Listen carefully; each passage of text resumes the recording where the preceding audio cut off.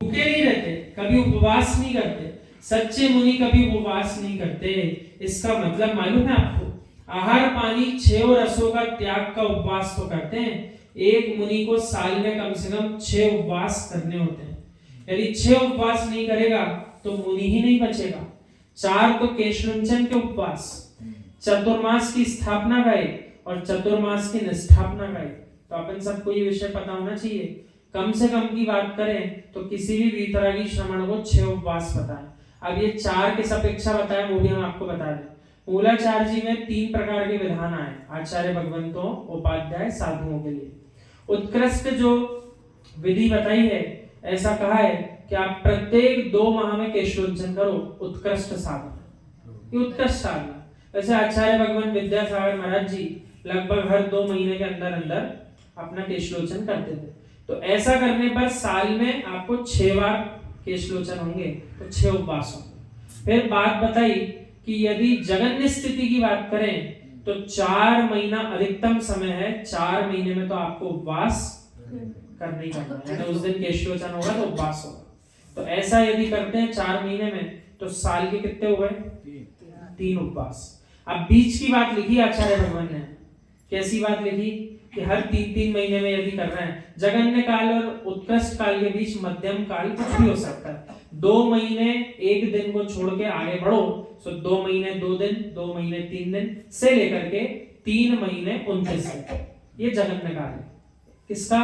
केशवंचन। अब अपन ने बीच की स्थिति पकड़ी, हर 3 महीने में करा, सो हर 3 महीने में एक बार केशलोचन करा तो साल में 4 बार हुआ। सो 4 उपवास हो गए मध्यम स्थिति के अनुसार।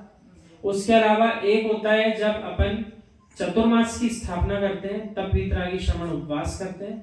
और जब वो चतुर्मास का काल पूर्ण होता है तब उसके बाद निष्ठापन में भी एक उपवास, उस दिन वीतरागी श्रमण करते हैं। दोनों तो ऐसे कम से कम दोनों चतुर्दशी को। हाँ, तो इस प्रकार से कम 6 उपवास बताएं। ये 6 उपवास नियम से करना पड़ेंगे। लेकिन सच्चा भावलिंगी मुनि कभी उपवास नहीं करता। किसका? ऐसा अशन बनावे स्वयं और स्वयं ही खावे। आत्मा की अनुभूति के अशन का उपवास ही नहीं और भगवती माँ जिनवाणी के 4 अनुयोगों के पान का उपवास नहीं करते। कितनी सुंदर घटा दिया यहाँ।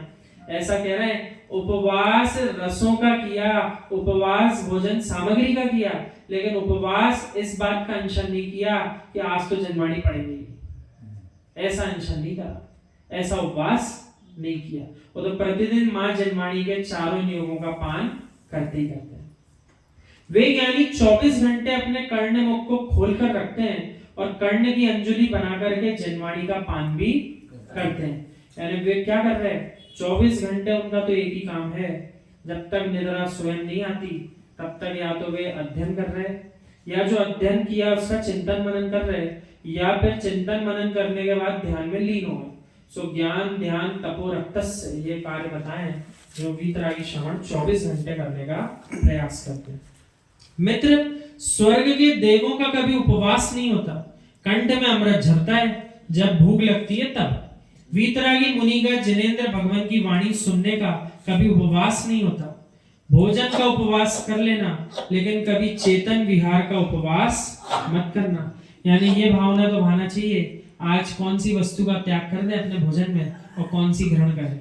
ये भावना आना तो अच्छी बात है, लेकिन ऐसी भावना कभी नहीं लाना कि चैतन्य विहार बंद कर दें। यानी आज ध्यान नहीं करेंगे, आज समय नहीं करना, आज स्वाध्याय नहीं करना, आज प्रभु की भक्ति नहीं करेंगे। इस प्रकार का उपवास किसी को भी किसी भी दिन नहीं करना चाहिए, ऐसा समझा रहे आचार्य। ज्ञानियों, रोटी छोड़े बिना समाधि नहीं होती और जनवाणी पकड़े बिना भी समाधि नहीं होती। क्या कह रहे हैं? रोटी को छोड़े बिना भी समाधि नहीं होगी और जनवाणी को जब तक पकड़ोगे नहीं तब तक भी समाधि नहीं होगी। इसका अर्थ है जिस जीव को मुक्त होना है तो भगवान जिनेंद्र की वाणी तो उसको अपने अंतस में विराजमान करनी पड़ेगी, और अंतस में जब तक विराजमान नहीं करेगा तब तक मुक्ति की प्राप्ति नहीं कर पाएगा। मित्र, पढ़ने की क्षमता ना रहे तो सुन लेना, और सुनने की क्षमता भी ना रहे तो गुन लेना, पर गुनना बंद मत करना। संसार में अमित्रों का भी मित्र कोई है, उसका नाम आगम है, जनवाणी है। यानी अंतिम समय तक कोई साथ देने वाला मित्र है इस पर्याय में, तो उसका नाम मां जनवाणी है। आखिरी समय तक अपना साथ नहीं छोड़ेगी, बस अपन को उनका साथ नहीं छोड़ना, और जिनने नहीं पकड़ा उनको उनका दामन थाम लेना चाहिए जितनी जल्दी हो जाए।